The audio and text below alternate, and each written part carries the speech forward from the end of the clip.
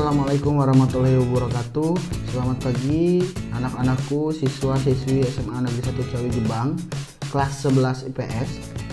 Pada hari ini kita akan melanjutkan materi kita, sejarah peminatan mengenai kerajaan maritim Hindu-Buddha di Indonesia, di mana hari ini kita akan membahas mengenai kerajaan Sriwijaya. Sriwijaya ini banyak dipakai sebagai identitas mungkin ya Sumatera Selatan.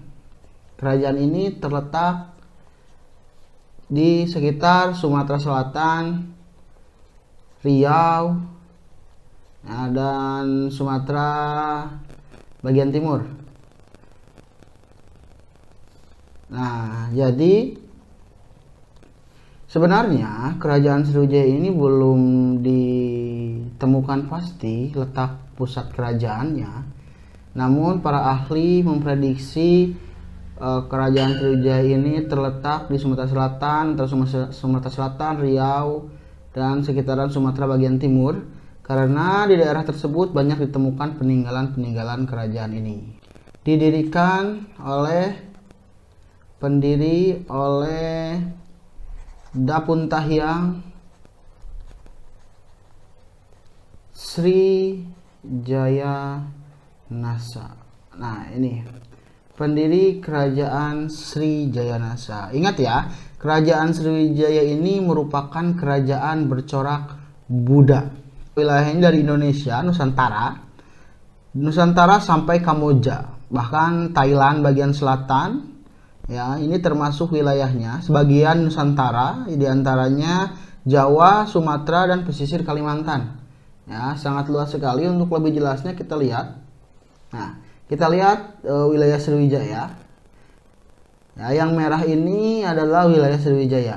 Ya, dari Malaysia, termasuk kerajaan Sriwijaya, Sumatera, pesisir Kalimantan, Jawa Barat, itu wilayah Sriwijaya. Makanya karena hal inilah Sriwijaya disebut sebagai Kemaharajaan Bahari. Ya, Kemaharajaan Bahari ataupun juga bisa disebut negara nasional satu, karena Sriwijaya merupakan kerajaan pertama di Nusantara yang wilayahnya membentang luas. Seperti itu.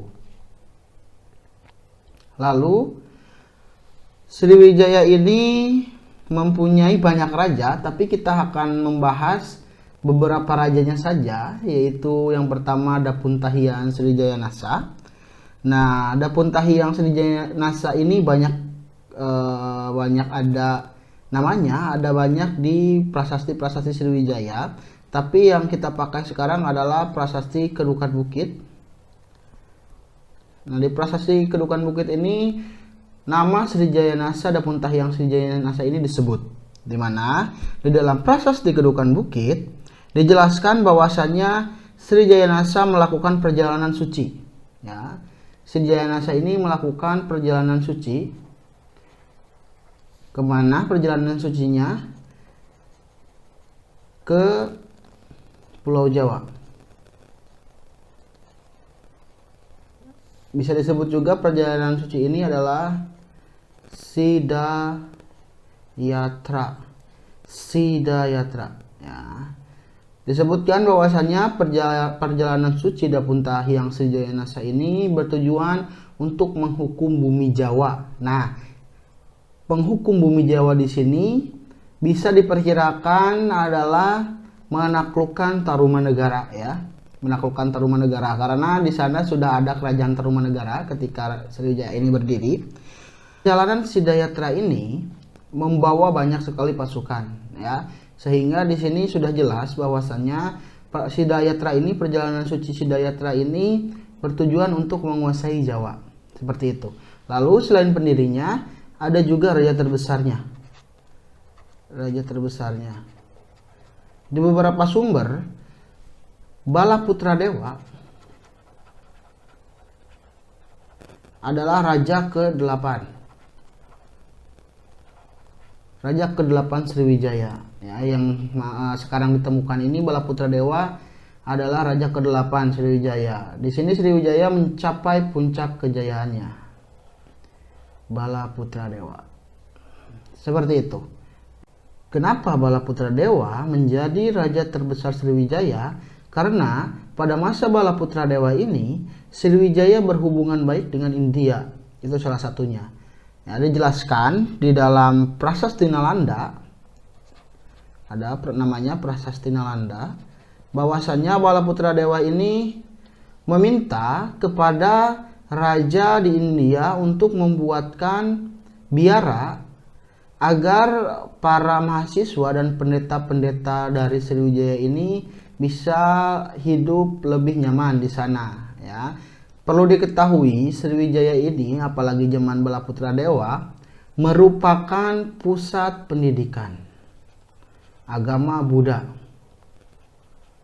Salah satu pusat pendidikan agama Buddha di Asia Tenggara. Seperti itu, ya. Kenapa Kerajaan Sriwijaya disebut sebagai kerajaan maritim?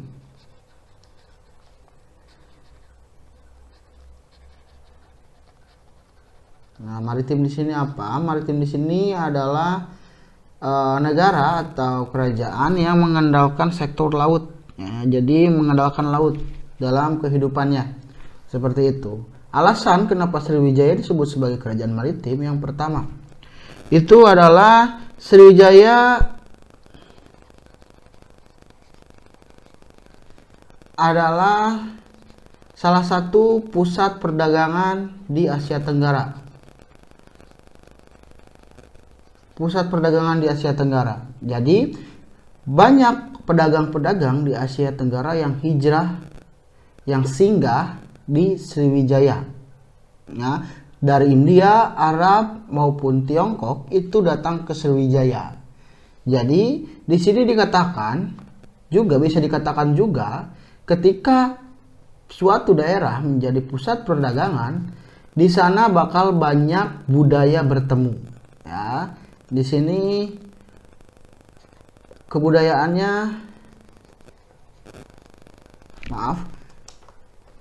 kaya budaya. Kaya akan budaya. Nah, tentu saja kemampuan berkomunikasi orang-orang Sriwijaya ini sangat baik karena bertemu dengan orang-orang dari berbagai penjuru dunia, sehingga Sriwijaya ini memiliki kebudayaan yang cukup tinggi. Seperti itu. Lalu selain kedua di atas, dua hal di atas, Sriwijaya disebut sebagai kerajaan maritim juga karena wilayahnya luas, ya, khususnya laut, memiliki wilayah lautan, makanya disebut sebagai kerajaan maritim. Lalu yang keempat, memiliki angkatan laut yang kuat.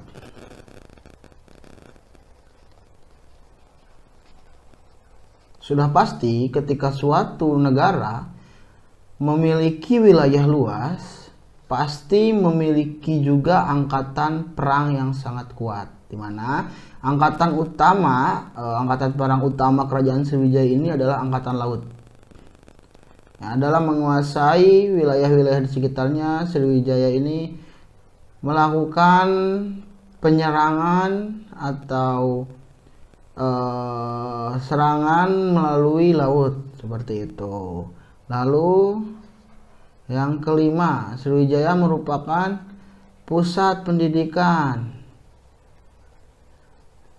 Sehingga apa? Sehingga banyak orang-orang dari luar daerah, dari luar Sriwijaya yang singgah di Sriwijaya untuk belajar agama Buddha. Bukan hanya pedagang saja yang singgah, tapi para pendeta, pelajar, dan mahasiswa itu datang. Bahkan Sriwijaya ini menurut beberapa sumber mempunyai universitas agama Buddha. Seperti itu. Nomor 6, di sini mengandalkan ekspor. Ya. Sriwijaya ini mengandalkan ekspor. Sriwijaya menjual banyak barang. Ya, diantaranya kapur barus, cendana, gading gajah, buah-buahan, kapas, terus wangi-wangian juga, ya, culak juga ada, sehingga Sriwijaya ini kaya, merupakan salah satu kerajaan yang sangat kaya. Kekayaan utamanya berasal dari ekspor ini. Selain ekspor ada juga bea cukai, bea cukai masuk, bea masuk. Dimana kan kita sudah sebut tadi Sriwijaya sebagai pusat perdagangan. Nah, pedagang-pedagang yang singgah di Sriwijaya ini dipinta bea cukainya, biaya masuknya. Ya, jadi ada biaya masuk bagi pedagang-pedagang yang ingin berdagang di Sriwijaya. Seperti itu. Sehingga hal-hal ini menyebabkan, ya, 6 hal ini menyebabkan Sriwijaya bisa disebut sebagai kerajaan maritim. Ya, julukannya juga kerajaan bahari. Tentu saja pasti juga kemaritimannya sangat maju. Seperti itu. Lalu runtuh. Kenapa kerajaan Sriwijaya runtuh? Tentu saja serangan kerajaan lain. Nah, serangan kerajaan ini yang paling banyak disebut ada 3 ya. Yang pertama adalah serangan dari Medang atau Mataram kuno yang dipimpin oleh Dharmawangsa Teguh. Nama Raja Mataramnya adalah Dharmawangsa Teguh. Raja terakhir Mataram bernama Dharmawangsa Teguh. Lalu yang kedua, ini sekitar tahun 990 Masehi. Lalu yang kedua adalah serangan Rajendra Chola I dari kerajaan Chola Mandala. Ini sekitar tahun 1017 dan 1025 Masehi. Nah, lalu yang terakhir ini adalah serangan yang menghancurkan Sriwijaya. Adalah serangan dari Majapahit. Ya, tentunya karena Majapahit ingin menyatukan seluruh Nusantara. Serangan ini sekitar tahun 1477 Masehi ya. Lalu alasan yang kedua, banyaknya kerajaan baru. Ya, di antaranya kerajaan baru ini ada Aceh, Samudra Pasai. Nah, kerajaan-kerajaan baru ini dijadikan tempat singgah baru bagi para pedagang-pedagang sehingga perdagangan Sriwijaya ini sepi.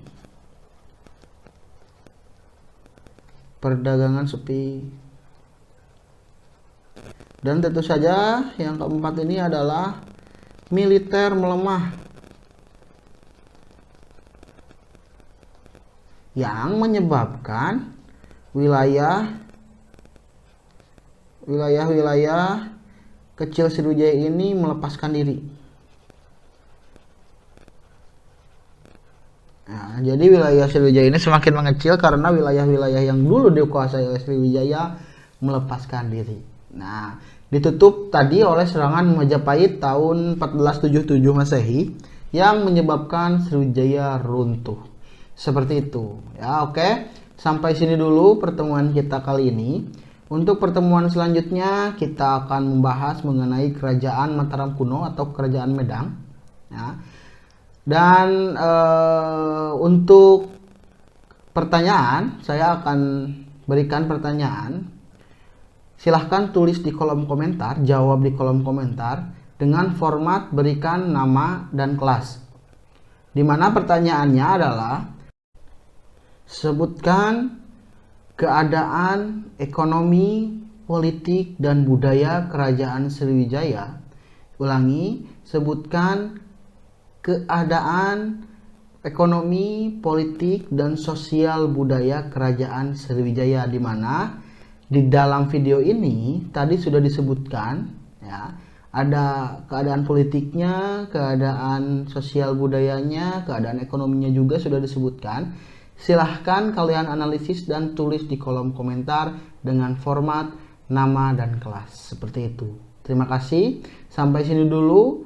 Sekali lagi saya ucapkan terima kasih atas perhatiannya. Wassalamualaikum warahmatullahi wabarakatuh.